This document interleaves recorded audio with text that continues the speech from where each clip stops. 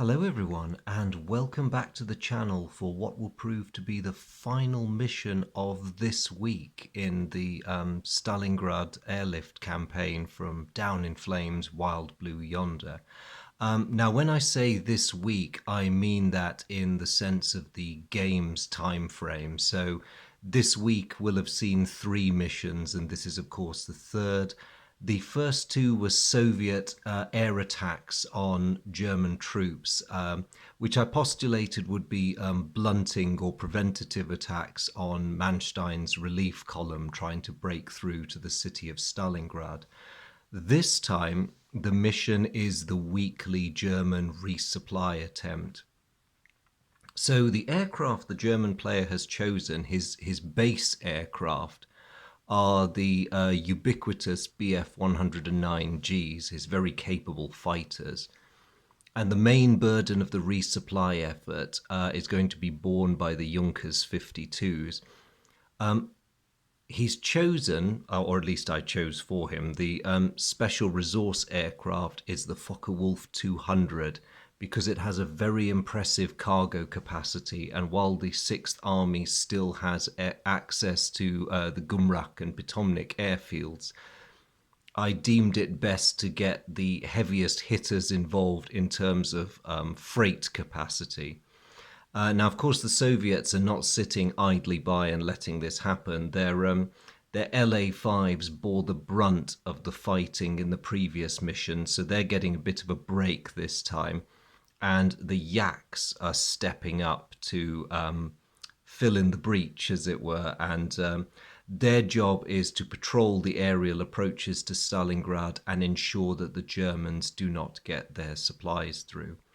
Now, in terms of the overall effect this will have on the campaign, it's all sitting on a knife edge at the moment because, of course, those of you who've seen the earlier videos will know that the first Soviet air attack on German troops was a bit of a failure. The second one did a bit better, but was not really convincing enough to be decisive. So a lot is going to rest on how well each side does in this mission. So I've set up the aircraft. The Germans have decided to run their transports in at medium altitude, and that's really just to keep them at an altitude they're comfortable with. It's their maximum ceiling, but it also means that any Soviet fighters trying to intercept them will not benefit from the horsepower bonuses at lower altitudes. Of course, because the Germans are rather short on fighters, these guys will be performing a close escort role. They're going to nail themselves to the transport aircraft and do their best to fight off the Soviet attempts to get at them. Now, with the Soviet side, again, imagining that I didn't know what the Germans were thinking, I've opted for my standard tactic of having, it's now a very familiar tactic, I'm sure you've seen me do this a lot before, have one element at medium altitude and another one stacked above them in support at high altitude. So well positioned to intercept the Germans, but my force is divided. So we'll see how that pans out for me. Now, interestingly, the aircrew selection and random card draws have left both sides with regular pilots, no aces, no inexperienced aircrew on the Soviet side. So this is going to be a rather interesting battle between fairly steady professionals who know what they're doing. So we'll see how that pans out. Now, because the outer airfields have been overrun by Soviet forces, the duration of this mission is longer. Ordinarily, it would be 4 turns in length. But because of the fall of the outer airfields, it's going to be 7 turns in length. So it's quite a tall order for the Germans to shepherd these transport aircraft through. Let's see how they do. So the Soviets get to go first, and I'll use damage markers to indicate what turn it is. Now, the Soviet resource, both these elements are come from the Soviet pool of aircraft. The resource they chose rather cruelly is mechanical failure. So they get to draw a card now at the beginning of the first turn, and if it is a red card, they can choose one German formation aircraft to have to turn back. Now, no prizes for guessing which one I'm going to go for. That thing's worth 12 cargo points. And we have... No! German maintenance is every bit as good as it should be. So nothing is wrong with that Focke-Wulf, and it trundles on regardless. That's a shame. Never mind. So, what are the Soviets going to do? I'm mindful that the first element on the first turn of the game, the wingman, doesn't get to do anything. So I think it makes sense to start off with these fellows here. So they are my first designated group, and they are of course going to dive. See if we can set up an early attack. So they go down one altitude band and draw a card, or the leader does at any rate. And I am going to go for... it's a tough choice. The Junkers break a bit more easily, but with its massive cargo capacity, the Focke-Wulf is a tempting target, and it's all on its own. I think I'm going to go for it. The question is, are the German fighters going to prevent me? The answer is yes, they are. I am going to be preemptively intercepted or intervened against. Now, can I beat his maneuver? Yes, I can. So I play a tight turn against his maneuver. He responds with a scissors. This is most irritating. I can't respond to that, so I am compelled to attack the fighter leader instead of going for the Focke-Wulf. All right then, have it your way. I shall make him regret that, or at least I hope I will, by hitting him with an out of the sun.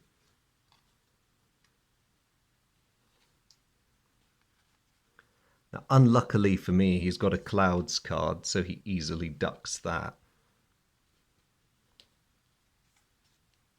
And looking at my hand for this fighter group, the Soviets are unable to respond to that, so that's rather unfortunate. It brings that leader's turn to a close. He likes the cards he's got, so he'll just draw an extra one and leave it there. It's now the turn of the German fighter formation. So starting with their wingman even, they know that this element has already gone, so they don't pose any further threat this turn. However, this element here has yet to go, and they probably ought to indulge in some mischief to stop them. So the wingman is going to go for the Yak leader. Oh, okay. They have a bit of a choice here because it's tempting to tangle with this unit in order to prevent them attacking the bombers. But equally, if they become engaged on a future turn, that leaves my first element, or the first Soviet element, free to proceed. So although he has drawn a maneuver card, the German wingman will not commit to it. And similarly, the German leader will just bring his hand back up to 7 cards. They want to be available and unengaged so that they can keep bouncing off attacks that the Soviets make on them. And sure enough, speaking of which, somewhat relieved that they've been left alone, the other Soviet element is going to try attacking the Focke-Wulf Condor as well. So the wingman's going to try going in first, draw his mini hand, and he is going to find himself preemptively intercepted by the Bf-109 leader. He'll play the tight turn to counter the maneuver, but the German will very skillfully scissor it, leaving him no choice but to attack the Messerschmitt leader. He'll do that. He'll play his one remaining available card.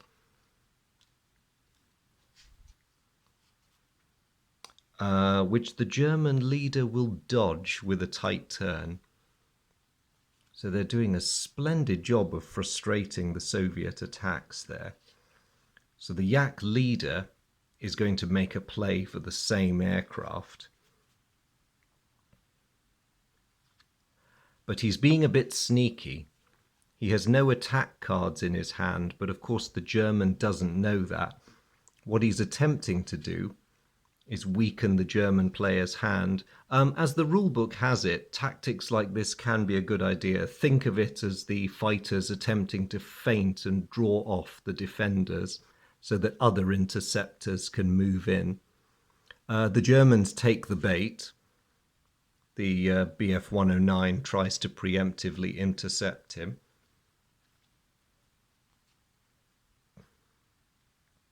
And he does not mind that in the slightest. He won't respond to that. He'll let himself get sucked in, but he's going to try and engage the German fighters. So he maneuvers. The Bf 109 will take a chance and not let him do it. Of course, he wants to retain his tactical flexibility. That does stymie the Soviet player, but only for a moment. He tries again.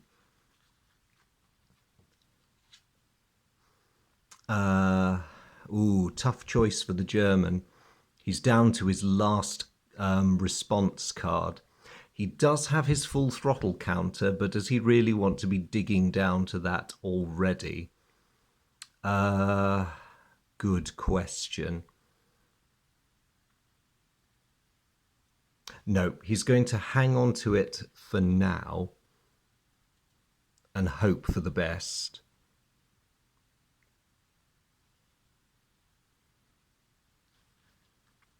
So the second Soviet element has successfully engaged and hopefully from their perspective pinned the Germans.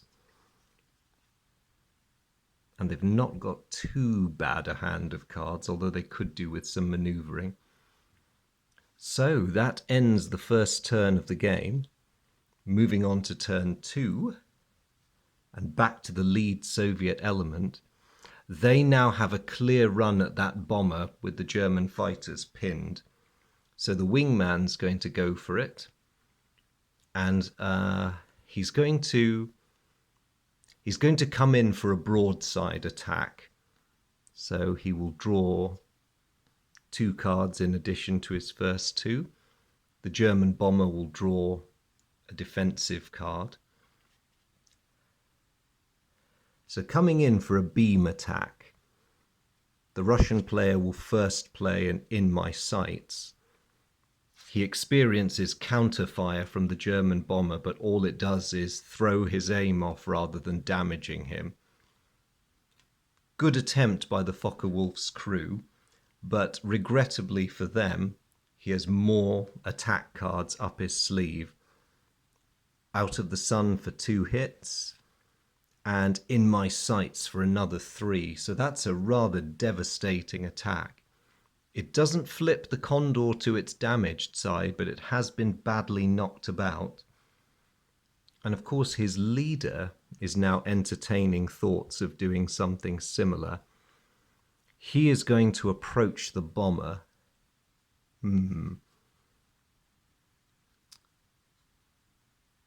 Is it worth approaching it from astern? He's going to take the risk and approach it from astern. So the bomber draws an impressive number of cards, enough to make the Russian player nervous, although he can't know what the bomber has actually drawn. He's about to find out, though. So coming in on the bomber's rear, he opens fire with his first card. Now, not knowing what he's got and realizing how badly damaged they are, the Germans will respond with that one card that throws his aim off. And again, because I'm solitairing this, I won't keep the Russian in suspense. The other two cards are no good to the bomber, so I'll just put them in the discard pile. And the Soviet player hits the Condor first with that one for 2 hits, and then with that one for another 2 hits. So it's up to 9 damage in total. Poor Condor. Mind you, it's an incredibly tough aircraft. So despite that very successful attack on it, it's still in the air. So the Russian player will just fill his hand up and hope he gets something good. That could be better. So over to the German fighters. They can see their aircraft are in trouble and they've really got to do something about this. So their wingman will start by going for the Soviet leader. Ooh, okay. He'll start with the full throttle cards to try and aid his leader. The Soviet player will counter, because it's imperative they keep the German fighters pinned. He'll then proceed to make a rather devastating attack on him, which he will evade, thankfully. So now it's up to the German leader, and he does not have great options. He's going to play his full throttle card to try and get himself out of this. And luckily for him, the Soviet player is not able to respond to that. So the Germans have broken free. Now, recognizing that he's perilously short on cards, the German leader's just going to content himself with drawing the 3 he's entitled to and return to his primary task of protecting the transport aircraft. Not before time, because having been frustrated in their efforts to pin him, these 2 Soviet planes are thinking they might try and finish off the Condor. So the wingman goes in first, draws his mini hand, and not unnaturally, the Messerschmitt will attempt to intervene. The Soviet is really keen to try for that bomber, so he plays an ace pilot card. And knowing just how much is at stake, potentially. Ooh, it's a tough choice, though. The Bf 109 pilot has got to weigh his own survival against the protection of that crucial aeroplane over there. What is he going to do? The last time he held back, it allowed that plane to be savagely mauled. So this time he's going to nobly put himself forward and keep the Soviet aircraft at bay. He's not having this. So once again, these planes are compelled to attack him, which they do. So that card is going to be used against the German leader instead. He has got his full throttle counter, even though he doesn't have a defensive card. But that attack is worth only 1 damage, so it's not worth sacrificing his full throttle over. He's just going to accept the damage. The other Soviet aircraft, the leader, is going to try and go for the bomber as well. And this time there's nothing the German leader can do to stop him. He wants to play that big attack card. It's the only one he's got, and he's going to have to come in on the broadside. So the bomber is entitled to a defensive card. The Soviet player plays his, and the bomber retaliates. Now, unluckily for the Soviet player, oh wait, no, it's a special one. and the bomber doesn't have a little star by its turret defense rating. So the plane could dodge, the Soviet player could dodge that attack, but he's not sure he wants to discard any extra cards from his hand. And it's only 1 damage, so he'll stay the course and accept the damage. It's worth it because he has managed to shoot down the Condor. So much to the Germans' dismay, their largest transport aircraft has just gone down in flames. Sorry, no pun intended there. And although his aircraft has been nicked and dinged on the way in there, that Soviet pilot is particularly pleased with himself at the moment. Fills up his hand. Ah, that could be a bit better.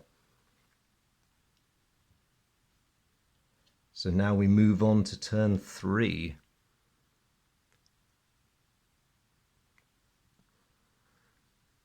Building on their success, the first Soviet element is now going to go after the Junkers. They don't care which one, they're both in equally good nick. So it's up to the German fighters, but they can't do anything. This is maddening for them. So the wingman drew these cards to start with. He's just going to make a regular broadside attack, so he gets 2 more cards. The bomber he's attacking, or transport aircraft he's attacking, is entitled to 1. So he opens up. Looking at his hand, he's got some good choices here. He opens up with that one first, and the bomber retaliates with that one. Like his colleague in the other element, he doesn't really want to be thrown off in his attack, so he's going to accept that damage as the price of inflicting his own 2 hits. But of course, whereas that's exhausted the transport plane's response, for him it's only the beginning. He is going to... Oh, actually... No, do you know what? He will duck it because he can afford to chuck out.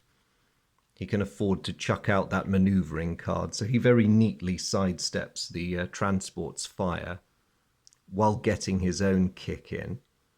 And that's a very worthwhile hit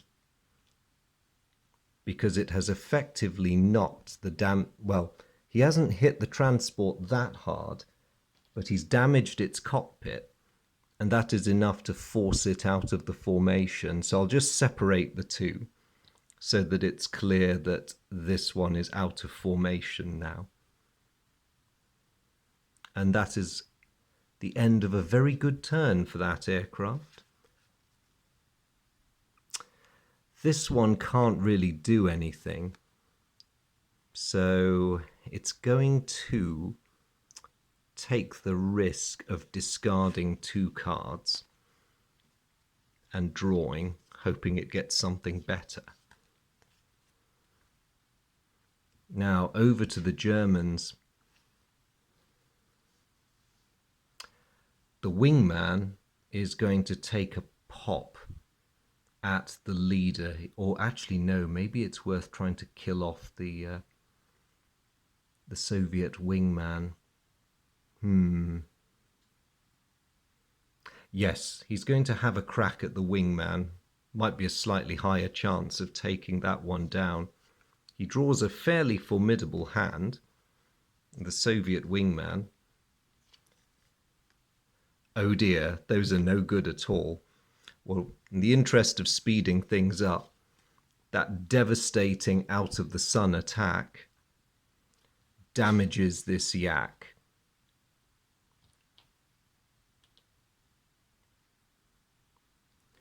The German leader, by contrast, knows it's probably more important to just fill his hand up at the moment. So he's going to do that. That's not good.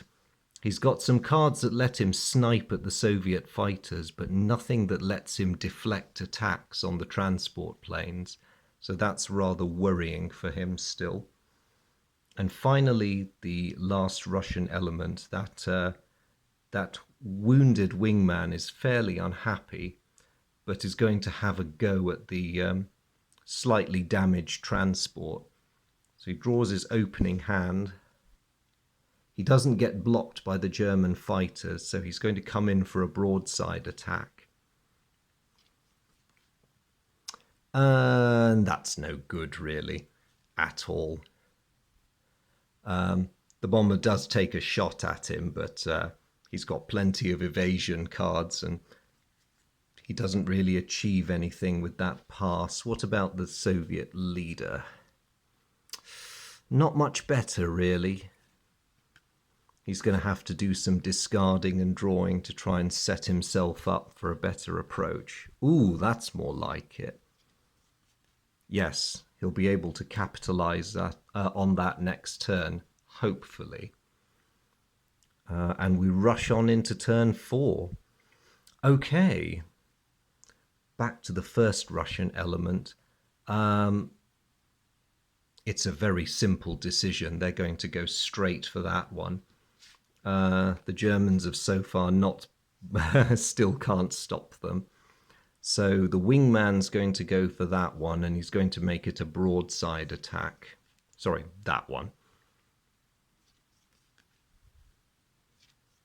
Oh, excellent. That's exactly what he wants. So he goes boring in. He does take counterfire, unfortunately, rather severe counterfire. So I'll resolve his damage first. Sorry, I'll resolve the transport's damage first. So it's been very hard hit, but it has equally punched back, and this yak is now in trouble.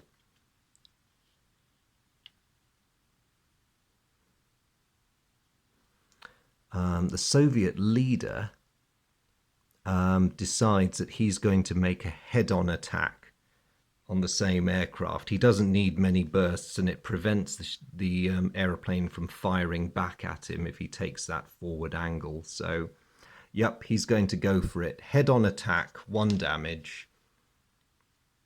Doesn't shoot it down, but brings it perilously close.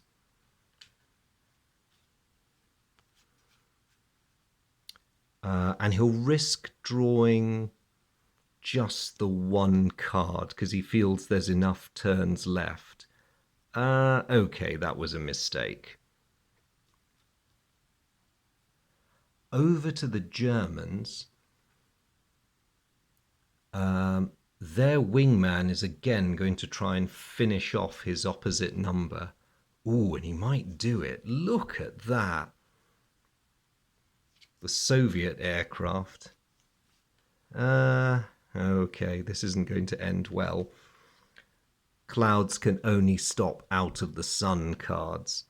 And as I happen to know what's coming, so starting cautiously, the German plays that card.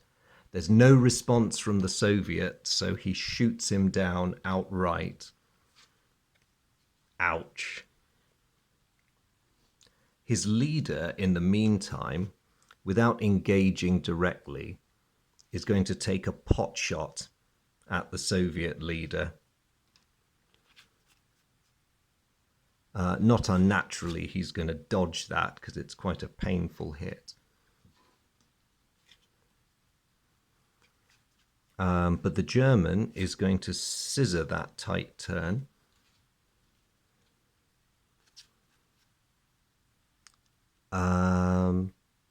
And the Soviet can't do anything about it. Another excellent shot from the German side, because that's just reduced the Soviet leader to his damaged side. That element is having an extremely bad day all of a sudden.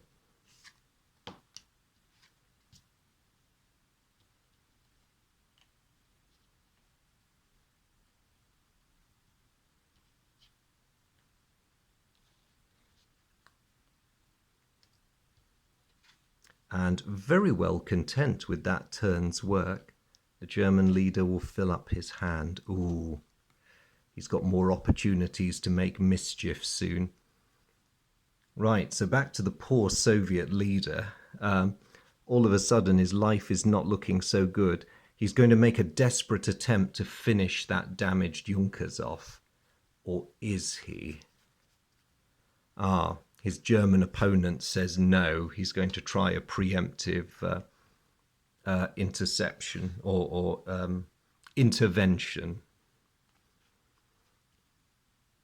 And the Soviet player cannot respond. So once again, he finds himself locked in a duel with the German player. But he decides, as he's not really set up to win such a thing, he's not going to do it. He's going to hang on to the cards he's got, and he's going to wait for an opportunity to have another try at the big transport aircraft. And so here we are, up to turn 5.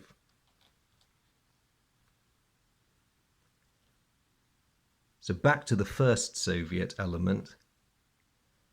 The wingman is going to try for that damaged bomber now. Or transport, I need to stop calling them bombers. The German leader is out of responses, so the Soviet can go for it.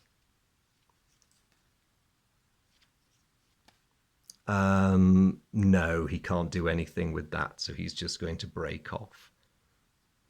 His leader is going to try and go for the same plane, or he would do, but he hasn't really got anything helpful, so he's just going to discard and draw.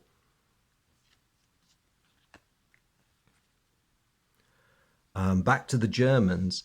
It would be very good for them if they could kill that plane before it tries any mischief. So the German leader is going to start that. The German wingman is going to start that process. He's going to play a maneuver card to assist his leader. Now, the Soviet sees what's happening and doesn't like it, but equally can't do anything about it. So presumably the first of the maneuver cards renders him disadvantaged. The second one the German wingman plays puts the leader squarely on his tail. This is really not good. And the German aircraft has 4 bursts. Oh dear. The German leader will start cautiously, call it a ranging shot, but one powerful enough to take his adversary down. So unsurprisingly, the Soviet will chop throttle and hope that that gets him somewhere. The German is rather unimpressed by this and chops throttle in turn. And the Soviet is unable to do anything about that, which means he is shot down. So the Soviets have just lost one of their fighter elements entirely. Quite a triumph for the Germans, because they now only have the other one to focus upon.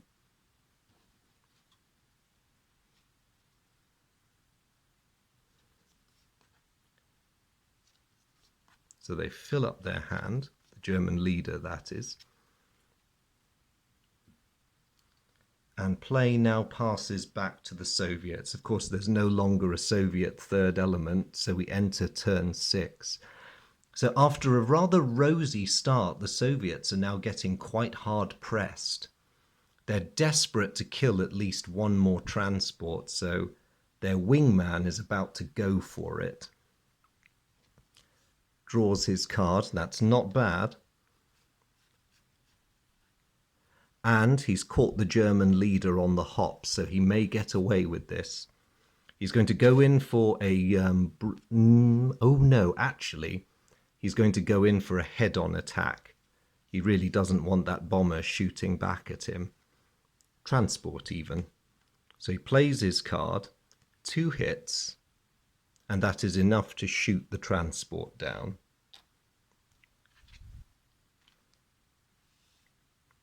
So it's not looking great for the Germans either in terms of getting supplies through to Stalingrad. Meanwhile, the other Soviet, the remaining Soviet leader, is terribly frustrated by his poor options and will just go for discarding and drawing. Now, the course of action for the Germans at this stage is very easy. If they can engage and pin those Soviet fighters, they will not have anything to worry about, and that last transport can just get safely through.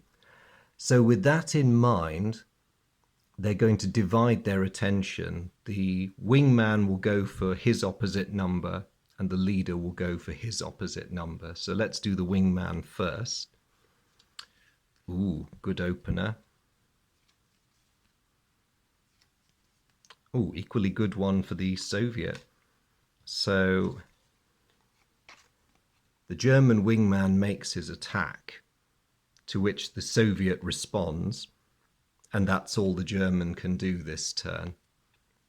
Maybe they should have concentrated on reflection, concentrated on one enemy plane rather than dividing their attention, but never mind.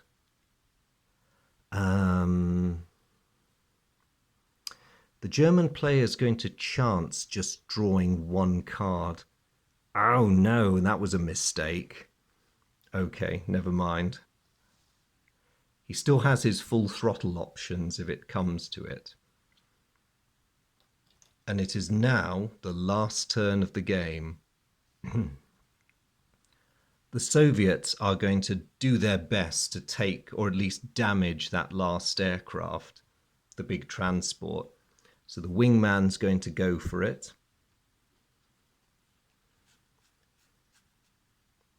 The German cannot respond, the German fighter leader. So the Soviet wingman is going to go for a broadside attack. He wants maximum firepower in the hopes of scoring a kill. The Germans draw their defensive card, but it's not anything that they can use. And so they take the full brunt of the Soviet attack, which sequentially would have been one hit followed by 4. For 5, that's quite a powerful hit, and it damages the aircraft, so well done, that one.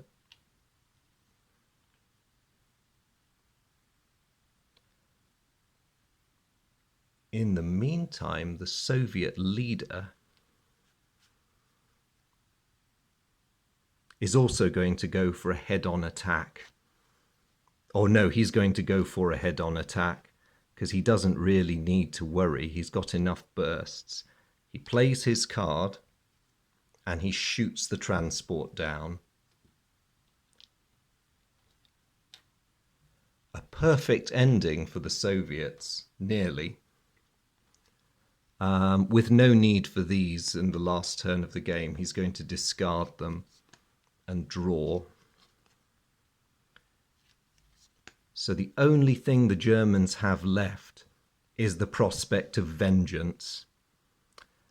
And to that end, they're going to both focus on the Soviet wingman.